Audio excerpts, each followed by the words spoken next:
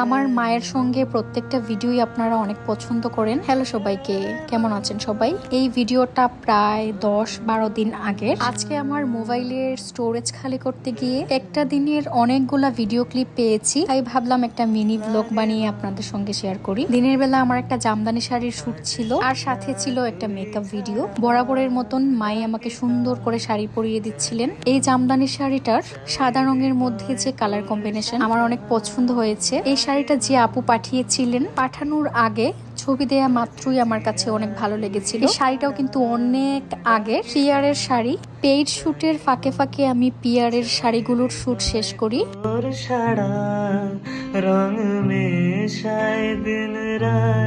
দেশালের নতুন জুতা পরে বিছানার মধ্যে নতুন জুতা পরে বিছানায় হাঁটতে আমার মজাই লাগে। এটা একদম বাচ্চাকাল থেকে আমার একটা অভ্যেস। নতুন জুতা কিনলে সেটা পরে আমি বিছানায় হাঁটতে থাকি। এই ছিল আমার মেকআপ লুক। ভিডিওটা ঈদের কয়েকদিন আগের। আমি যবে থেকে ভিডিও বানানো শুরু করি তবে থেকেই ঈদের আগে জামদানি শাড়ি পরে একটা মেকআপ লুক সবার সঙ্গে শেয়ার করি। ব্যক্তিগতভাবে ঈদ, পূজা, বিয়ে সবগুলো অকেশনে আমি জামদানি শাড়ি পরতে বেশি পছন্দ করি। শাড়ি শুট শেষ, মেকআপ ভিডিও শেষ, এরপর একটা জামা পায়জামা পরে ফেলি। এই জামা পায়জামার ছবি ভিডিও মনে হয় আমি অনেকবার আপলোড করে ফেলেছি। আজকে আবার ডেইলি ব্লগে সেই একই মেকআপ লুক। এই জামা পায়জামার সঙ্গে যদিও এত বেশি সাজগোজ ভালো লাগছে না, কিন্তু ইচ্ছে করছিল না মেকআপটা মুছে আবার সুন্দর করে সেজে জামা পায়জামা পরে ছবি তুলতে। ফ্রেশ হতে চলে গেলাম।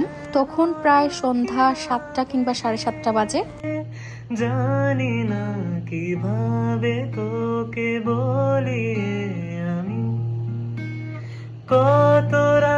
বেশি বেশি সাজগোজ করলে এই একটা সমস্যা। তবে যবে থেকে আমি গার্নিয়ারের এই ক্লিনজিং ওয়াটারটা ব্যবহার করি আমার ফেসের মেকআপ রিমুভের জন্য, তবে থেকে ব্যাপারটা আমার কাছে সহজ হয়ে গেছে। টুসটাস মেকআপ করি, টুসটাস মুছে ফেলি। এমনিতেই অনেক বেশি সাজুগুজু করা হয়েছে। আধা কেজি ফাউন্ডেশন, 100 গ্রাম পাউডার, 50 গ্রাম আইশ্যাডো, 10 গ্রাম মাস্কারা, আর 4-5 গ্রাম আইলাইনার। এমনিতেই একটা ভুলভাল হিসেব দিলাম, যা মনে এসেছে তাই।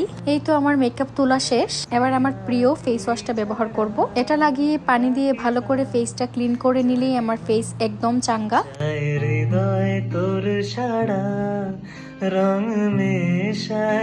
এই যে সবকিছু মিটিয়ে একদম চকচকে মন নিয়ে একদম চকচকে ফেস নিয়ে চলে গেলাম হালকা স্কিন কেয়ার করতে। এর মধ্যে কিন্তু আমি স্নানটাও শেষ করে ফেলেছি। রাতের বেলা একটু মায়ের সঙ্গে ঘুরতে বের হব।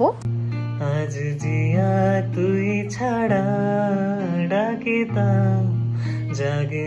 আমি আর মা সেম শাড়ি পরেছি। আমি সাথে নিয়েছি আমার দেশালের সেই প্রিয় ব্যাগটা, আড়ঙের কানের দুল, আর নেকপিসটা জানি কোন পেজ থেকে দেয়া হয়েছিল, পেজের নামটা আমি ভুলে গেছি। দেখুন আমাকে আর মাকে কি মিষ্টি লাগছে। মায়ের সঙ্গে সবকিছু ম্যাচিং করে পড়তে আমার অনেক ভালো লাগে। আমার চাইতেও দ্বিগুণ বেশি ভালো লাগে আমার মায়ের। আমি আর মা প্রায় সময় এইসব মিল ঝিল পোশাক আশাক পরি আর অনেক সুন্দর করে সাজুগুজু করি। আমরা গিয়েছিলাম দি লাক্সারি এন্ড ব্যাংকুয়েট হলে। আমার মায়ের পছন্দের একটা জায়গা, কারণ ওইখানে গিয়ে শান্তি মতন বসতে পারেন। আমরা একা যাইনি, আমাদের সঙ্গে আরো মানুষ ছিল, তাদেরকে দেখাচ্ছি। এর আগে আমাদের এই কুটু ভিডিওটা একটু দেখিয়ে ফেলি। এই যে রিল বানানোর জন্য মায়ের সঙ্গে ঢং করছি। অবশ্য মায়ের চুল ঠিক করে দেয়া, সবকিছু ঠিক করে দেওয়ার দায়িত্বটা এখন আমারই। ছোটবেলা মা দিতেন আর বড়বেলা আমি দেই। তবে আমার কাছে মনে হয় আমার চাইতে আমার মায়ের সাজগোজের সেন্স অনেক ভালো। আমার শাড়ি, ব্লাউজ, জুয়েলারি, সাজগোজের আরো অনেক জিনিসপত্র, এসব কিছু সিলেক্ট করতে আমার মা আমাকে সবসময় অনেক সাহায্য করেন। তোর সারা রং মেশায় দিন রাত। খাবার দাবার চলে এসেছে। বাইরে খুব বেশি একটা খাওয়া দাওয়া মা পছন্দ করেন না। সবসময় মা আমাদের সাথে যান আর বসে থাকে। মাঝে মধ্যে একটু আধটু মায়ের খাওয়া হয়। এই যে আমাদের সাথে ছিল আমার দিদি ভাই, তাকে আশা করছি সবাই চিনেন। আমার মাসির বাড়ির ব্লগে তাকে দেখানো হয়েছিল। আচ্ছা যাই হোক, আমরা নিয়েছিলাম চিকেন ফ্রাইড রাইস আর সাথে চিকেন কড়াই উইথ এক্সট্রা ঝাল। খাবার দাবার গল্প টল্প শেষ করে এবারে আমরা বাসায় চলে যাচ্ছি। বাসায় গিয়ে আবার ফ্রেশ হওয়ার পালা। তবে এবারে আমি ফাউন্ডেশন, পাউডার কিছুই লাগাইনি, বেশি করে কাজল লাগিয়েছি। কাজল যতই মোছা হোক না কেন সামান্য হলেও লেগে থাকে প্রায় 2-3 দিন। অবশ্য কাজল লাগাতে আমার 2-3 দিন গ্যাপও যায় না। সাজগোজের জিনিসপত্রের মধ্যে আমি কাজলটা খুব বেশি পছন্দ করি। এই পর্যন্তই ছিল আমার আজকের ভিডিও। সবাই অনেক বেশি ভালো থাকবেন। সবাইকে টাটা।